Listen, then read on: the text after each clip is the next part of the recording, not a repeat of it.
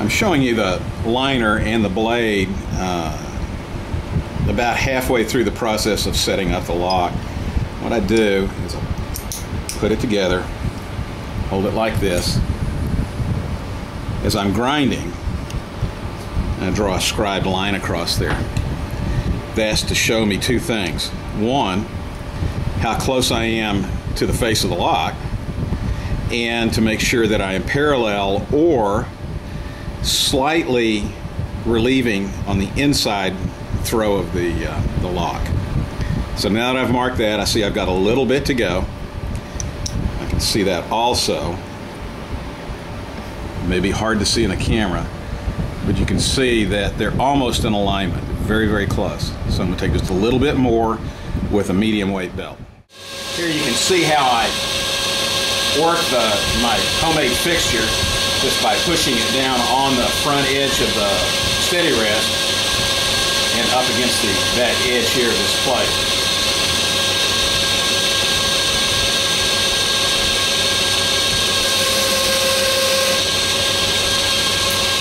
A little bit at a time or you'll overshoot.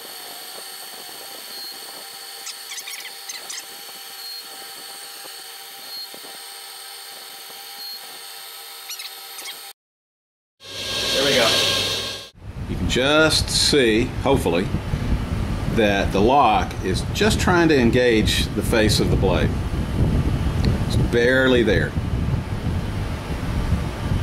Looks like maybe about 5/1000ths of an inch worked up towards onto the lock face. Ink the face here so that I know where I'm hitting for sure. I've put on a fine grit belt and I'm going to smooth and seat the lock now. Woo!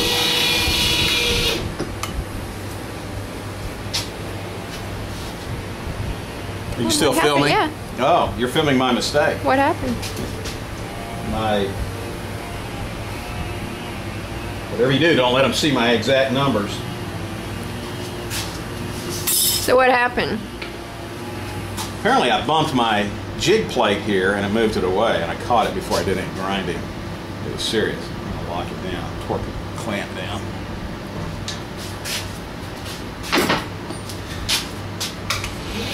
And we're back in business.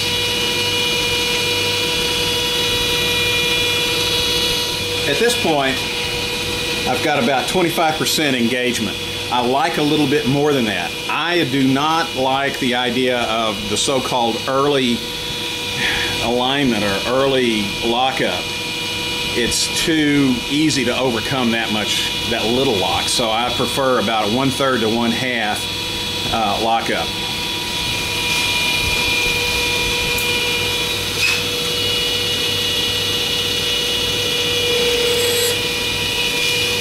Ink it again.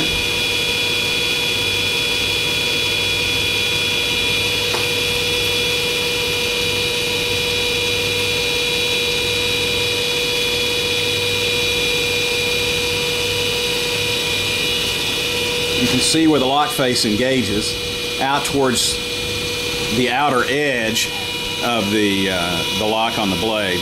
You do not want it coming in and locking up here. You want it as far out as possible.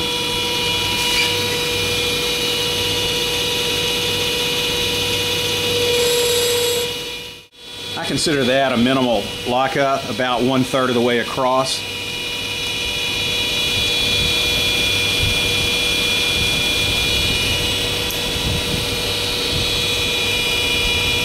And ignore that, I just didn't get any ink up there, but you can see right there is where the lock face on the lock itself engaged the lock face on the blade. And that's what I want, as far out as possible, with about 100/1000ths to 1/8 of an inch of lockup. Here I've got a liner.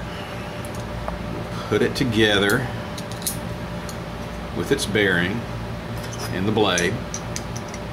So I can show you how I lay out for placing the ball detent.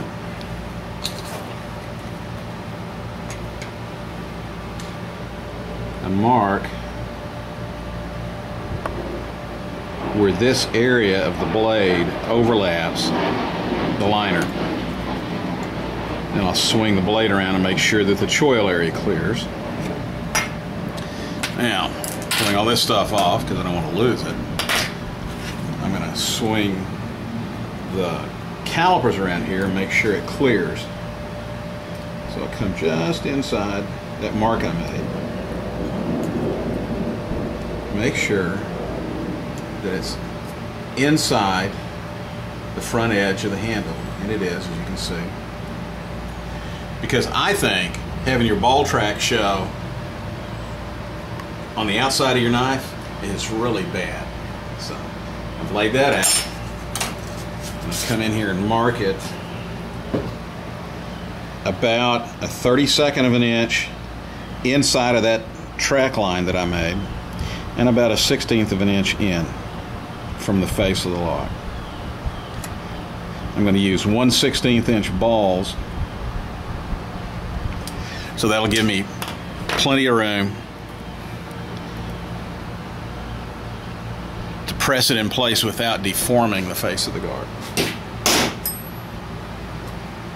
Here, I've center punched it, and I go over here to the drill press without gloves, of course, because I don't want Brian to be upset.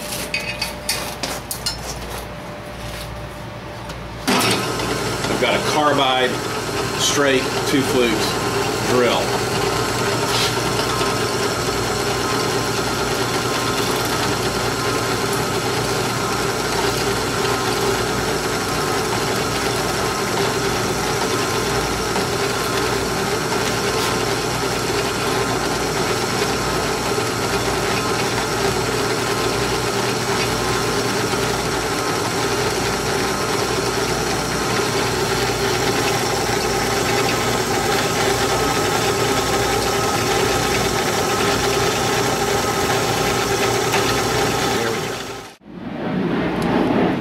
The 3/64 hole is drilled all the way through. As I said, I'm using a 1/16 inch ball. The next step will be to counter drill this side with a slightly undersized drill, number 53. That way I can press the ball in, and the shoulders formed by the 3/64 drill will act as a stop to hold its depth at a certain spot. Heat treat the face of the lock. Some people think it's unnecessary. I find that it makes the lock action a little smoother. I'm going to do it by heating the end of the lock up to a nice cherry red and then letting it air cool. And I put this piece of old key stock in here just to push the rest of the liner back away from the lock a little bit so that I don't do a lot of excessive heat coloring of the liner.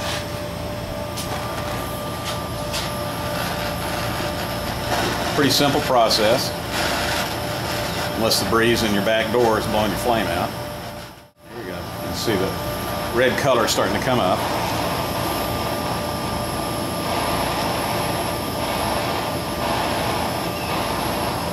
There we go. Bring it back up one more time, just because I like to.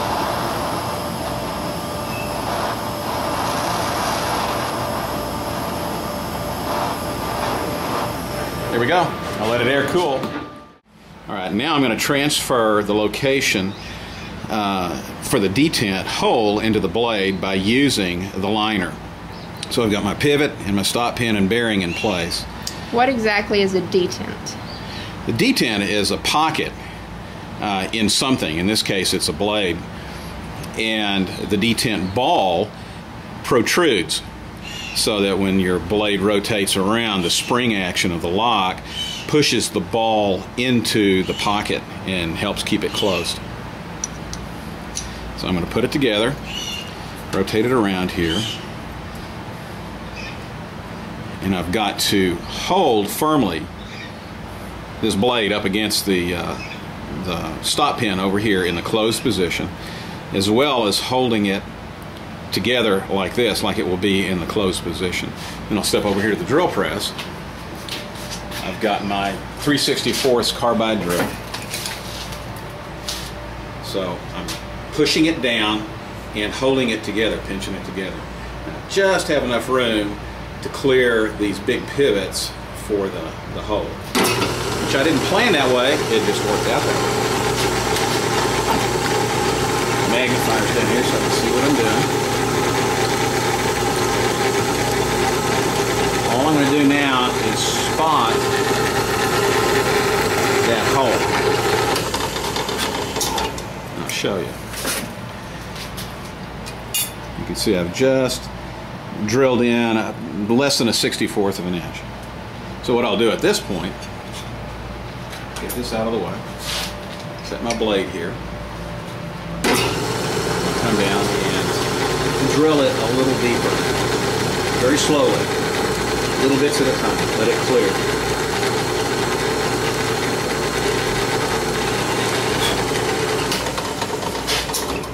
There we go. It's about a 32nd of an inch deep. And this will be opened up with a number 53 drill, which is undersized for the 16th inch ball. It'll allow the ball to rest mostly in there, but not all the way in there. I'm now going to counterbore my hole to press fit the ball into.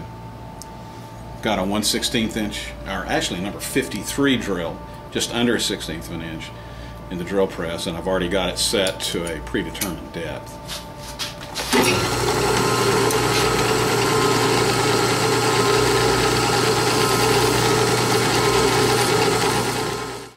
Pick up a ball.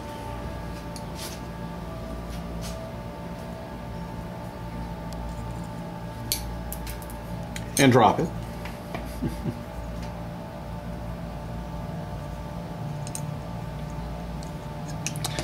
Then I'm going to press it in. Big vice grips.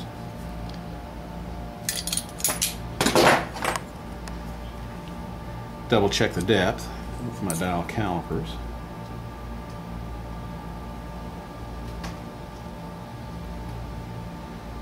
About 18 thousandths, looks like. I like to keep it between about 16 and 20 thousandths high from the face of the liner. Done. We've got all the locks and detents set on these 4 knives, so it's time to start grinding blades. I've inked the edge. I'm laying it out with my calipers. This is pretty standard grinding.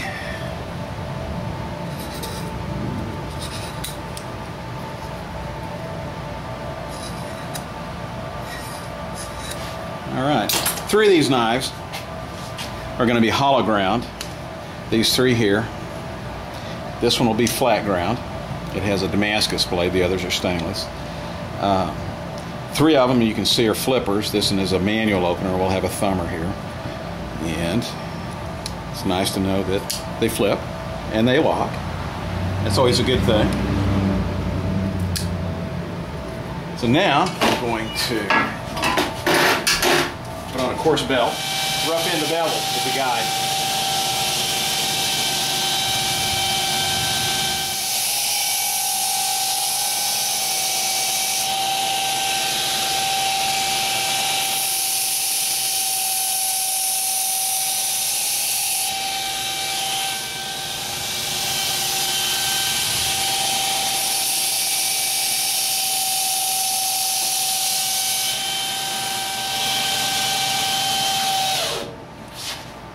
Pretty well roughed in. The next step will be to grind the bevels.